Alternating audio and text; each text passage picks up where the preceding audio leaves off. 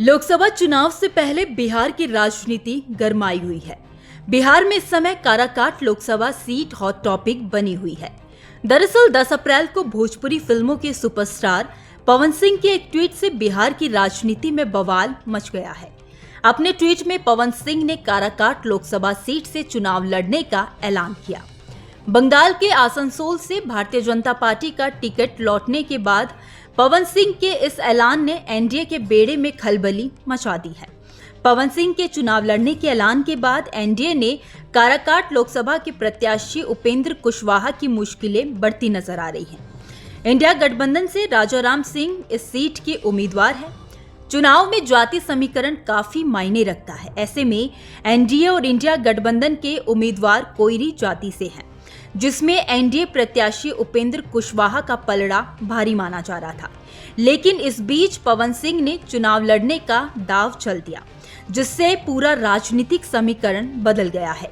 राजनीति मामलों के जानकार पवन सिंह के इस मूव को स्मार्ट मूव बता रहे हैं। आइए जानते हैं कि पवन सिंह का स्मार्ट मूव कितना सही है। काराकाट लोकसभा सीट से भोजपुरी सुपरस्टार पवन सिंह के चुनाव लड़ने को स्मार्ट मूव कहा जा रहा है। इसकी सबसे बड़ी वजह कास्ट कैलकुलेशन है। इसे समझने के लिए सबसे पहले आपको काराकाट विधानसभा क्षेत्र के बारे में बताते हैं। दरअसल 2008 से पहले काराकाट लोकसभा क्षेत्र विक्रमगंज लोकसभा क्षेत्र का हिस्सा था। काराकाट की आबादी ज्यादा नहीं है, इसका मतलब यहाँ के ज्यादातर वोटर्स ग्रामीण इलाकों के हैं। कोई बड़ा शहर इस लोकसभा क्षेत्र में नहीं है। काराकाट लोकसभा क्षेत्र में रोहतास जिले का नोखा, डेहरी और काराकाट विधानसभा क्षेत्र आता है। इसके अलावा औरंगाबाद जिले का गोह, ओबरा और नवीनगर विधानसभा क्षेत्र है। काराकाट में कुल 6 विधानसभा क्षेत्र आते हैं। भोजपुरी फिल्मों के सुपरस्टार पवन सिंह के निर्दलीय चुनाव लड़ने से ये सीट चर्चाओं में आ गई है। पश्चिम बंगाल के आसनसोल से बीजेपी का टिकट लौटा चुके पवन सिंह की इच्छा थी कि वो किसी भोजपुरी भाषाई क्षेत्र से पार्टी उम्मीदवार बने, लेकिन बात नहीं बन पाई, जिसके बाद उन्होंने ट्वीट कर काराकाट से चुनाव लड़ने का ऐलान कर खलबली मचा दी। मीडिया रिपोर्ट्स की माने तो काराकाट लोकसभा क्षेत्र के नवीनगर विधानसभा का जोगिया गांव के लोग केंद्र में फिर से नरेंद्र मोदी की सरकार चाहते हैं।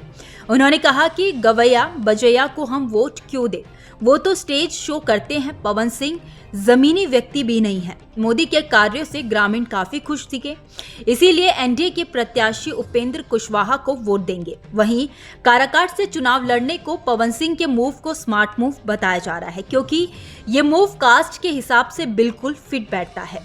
एनडीए और इंडिया गठबंधन के उम्मीदवार कोयरी जाति से हैं। ऐसे में कहा जा रहा है कि लोकसभा क्षेत्र के स्वर्णों के पास उपेंद्र कुशवाहा को वोट देने के अलावा कोई चारा नहीं था।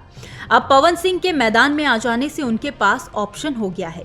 भोजपुर से अलग होकर रोहतास जिला बना है और पवन सिंह भोजपुर जिला के आरा के रहने वाले हैं। मतलब सिर्फ सरकारी फाइलों में अलग है, लेकिन ग्राउंड पर कुछ भी अलग नहीं है।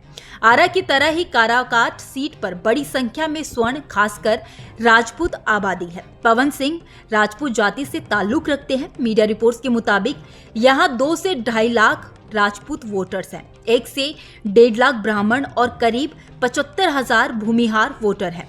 कोयरी कुर्मी वोटर 2.5 लाख हैं। ऐसे में पवन सिंह की फैन फॉलोइंग और उनकी कास्ट का उन्हें फायदा मिल सकता है।